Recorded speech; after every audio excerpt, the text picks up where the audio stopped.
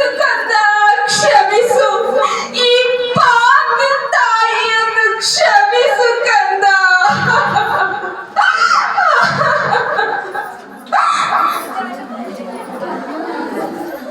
ಯಾರದು?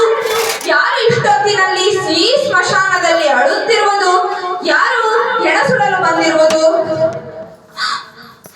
ಸ್ವಾಮಿ, ನನ್ನ ಪುತ್ರ ಮಡಿದಿರುವನು.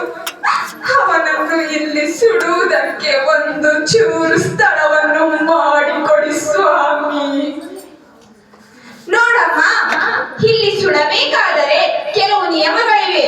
ನನಗೆ ವಸ್ತ್ರ, ಅಕ್ಕಿ, ಬೇಳೆಯನ್ನು ನೀಡಬೇಕು ಮತ್ತು ಇಲ್ಲಿ ಸುಂಕ ಕಟ್ಟಬೇಕು. ನಾನೊಬ್ಬ ನಿರ್ಗತಿಗಳು. ನನ್ನ ಬಳಿ ಕೊಡಲು ಏನೂ ಇಲ್ಲ. ನೋಡು ಎಣ್ಣೆ, ನಿನ್ನ ಕಷ್ಟ ನನಗೆ ತಿಳಿಯುವುದು. ಆದರೆ ನೀನು ನನಗೆ ಕೊಡುವ ಬಟ್ಟೆ, ಅಕ್ಕಿ, ಬೇಳೆಯನ್ನು ನಾನು ಬಿಡಬಲ್ಲೆ. ಆದರೆ ನನ್ನ ಒಡೆಯನಿಗೆ ಕೊಡುವ ಸುಂಕವನ್ನು ಮಾತ್ರ ನಾನು ಬಿಡಲಾರೆ. ಅಯ್ಯೋ ಲೋಹಿತ,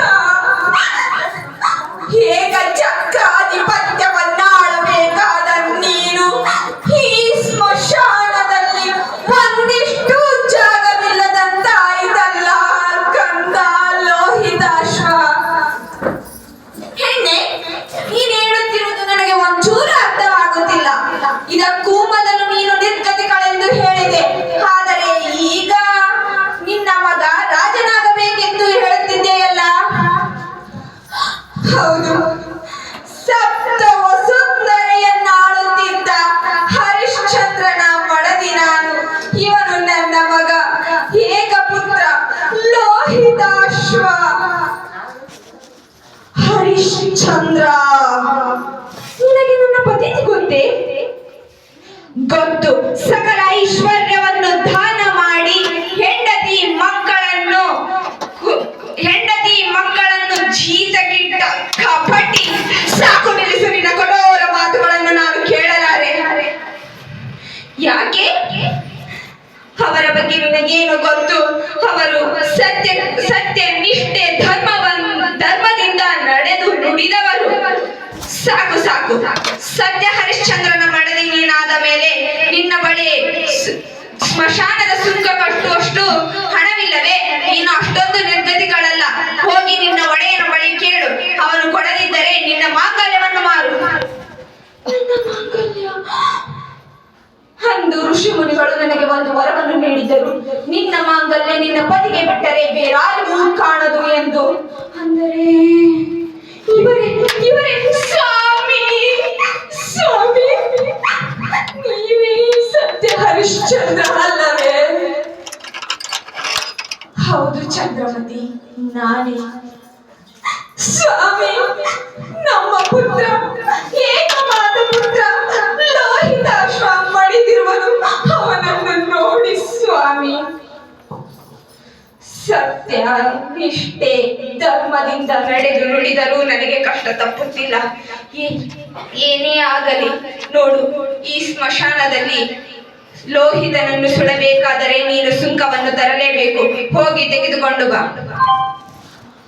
ಅದೋ ಕಾಶಿರಾಜನ ಮಗನನ್ನು ಕೊಂದ ಮಹಿಳೆ ಇಲ್ಲಿ ತಿರುಗಾಡುತ್ತಿದ್ದಾಳೆ. ಅವಳನ್ನು ಹಿಡಿದು ಅವಳ ತಲೆಯನ್ನು ಕಡಿಯಿರಿ. ಆಗ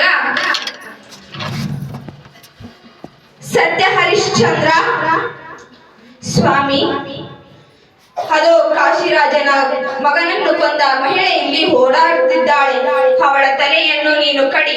ಇದು ನಾನು ನಿನ್ನ ದೊರೆಯಾದ ವೀರಬಾಹುಕನು ಮಾಡುವ ಆಜ್ಞೆ. ಅಂದು ಸಕಲ ಐಶ್ವರ್ಯವನ್ನು ಕಳೆದುಕೊಂಡೆ. ಅಂದು ನಾನು ಅಳಲಿಲ್ಲ. ಪುತ್ರನನ್ನೂ ಕಳೆದುಕೊಂಡೆ, ಅಳಲಿಲ್ಲ. ಆದ್ರೆ ಪತಿವ್ರತೆಯಾದ ನನ್ನ ಮಡದಿಯನ್ನು ನಾನೇ ಕಡಿಯಬೇಕಾ? ಸರಿ, ಏನೇ ಆಗಲಿ ನಾನು ಸತ್ಯವನ್ನು ಬಿಡಲಾರೆ. ಕಾಣದ ವಿಧಿಯೇ, ಆಡಿಸು ನಿನ್ನ ಆಟ.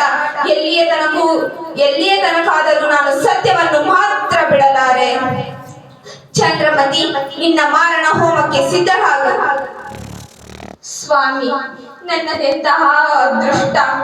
ಈ ಸ್ಮಶಾನದಲ್ಲಿ, ಶಿವ ವಾಸ ಮಾಡುವ ಈ ಸ್ಮಶಾನದಲ್ಲಿ ನನ್ನ ಮರಣ. ಸ್ವತಃ ತಾಳಿ ಕಟ್ಟಿದ ಪತಿಯಿಂದಲೇ ನನ್ನ ಮರಣ. ಸರಿ ಸ್ವಾಮಿ, ನೀವಿನ್ನು ನನ್ನ ತಲೆಯನ್ನು ಕಡಿಯಿರಿ. ನಿಲ್ಲು ಹರಿಶ್ಚಂದ್ರ, ನಿಲ್ಲು. ತ್ರಿಮೂರ್ತಿಗಳಿಗೆ ನನ್ನ ನಮಸ್ಕಾರಗಳು. ನೋಡು ಹರಿಶ್ಚಂದ್ರ, ನಿನಗೆ ಸಕಲ ಪರೀಕ್ಷೆಗಳನ್ನು ನಾವು ಮಾಡಿದೆವು. ಅದರಲ್ಲಿ ಪ್ರತಿಯೊಂದರಲ್ಲಿ ನೀನು ಎಂತಹ ಕಷ್ಟ ಬಂದರೂ ಸತ್ಯವನ್ನು ಬಿಡಲಿಲ್ಲ. ಹಾಗಾಗಿ ನಿನಗೆ ಮತ್ತೆ ವರವನ್ನು ನೀಡುವೆ.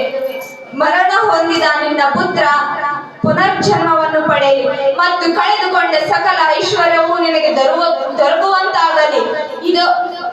ಇದೇ ನಾನು ನಿನಗೆ ನೀಡುವ ವರ. ಧನ್ಯ ಸ್ವಾಮಿ, ಧನ್ಯನು. ಧನ್ಯವಾದಗಳು.